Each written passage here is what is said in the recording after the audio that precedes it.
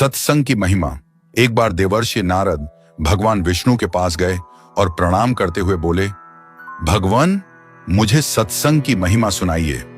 भगवान मुस्कुराते हुए बोले, नारद, तुम यहां से आगे जाओ, वहां इमली के पेड़ पर एक रंगीन प्राणी मिलेगा। वह सत्संग की महिमा जानता है, वही तुम्हें समझाएगा। नारद जी खुशी खुशी इमली के पेड़ के पास गए और गिरगिट से बातें करने लगे।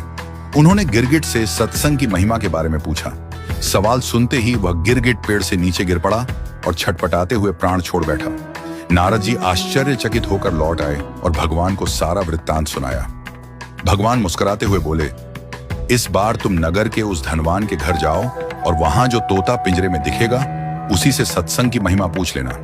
नारद जी क्षण भर में वहां पहुंच गए। उन्होंने तोते से सत्संग का महत्व पूछा। थोड़ी देर बाद ही तोते की आंखें बंद हो गईं और उसके भी प्राण पखेरु उड़ गए। इस बार तो नारद जी भी घबरा गए और दौड़कर भगवान के पास पहुंचे। नारद जी ने कहा, भगवान, यह क्या लीला है? क्या सत्संग का नाम सुनकर मरना ही सत्संग की महिमा है? भगवान हंसते हुए बोले, यह बात भी तुम्हें जल्द ही समझ आ जाएगी। इस बार तुम नगर के राजा के महल में जाओ और उसके नवजात पुत्र से अपना प्रश्न पूछो।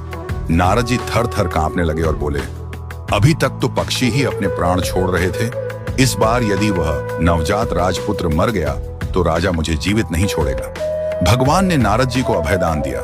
नारद जी ने हिम्मत जुटाई और राजमहल में आए। वहां उनका बड़ा सत्कार किया गया। अब तक राजा को कोई संतान नहीं थी, अतः पुत्र के जन्म पर बड़े आनंदोल्लास से उत्सव मनाया जा रहा था। नारद जी ने डरते डरते राजा से पुत्र के बारे में पूछा। उन्हें राजपुत्र के पास ले जाया गया। पसीने से तरबतर, मन ही मन श्री हरि का नाम लेते हुए नारद जी ने राजपुत्र से सत्संग की महिमा का प्रश्न किया। नवजात शिशु हंस पड़ा और बोला, महाराज, चंदन को अपनी सुगंध और अमृत को अपने माधुर्य का पता नहीं होता। ऐसे ही आप अपनी महिमा नहीं जानते, इसलिए मुझसे पूछ रहे हैं। वास्तव में आपके क्षण भर के संग से ही मैं गिरगिट की योनि से मुक्त हो गया। आपके दर्शन मात्र से तोते की क्षुद्र योनि से मुक्त होकर इस मनुष्य जन्म को पा सका।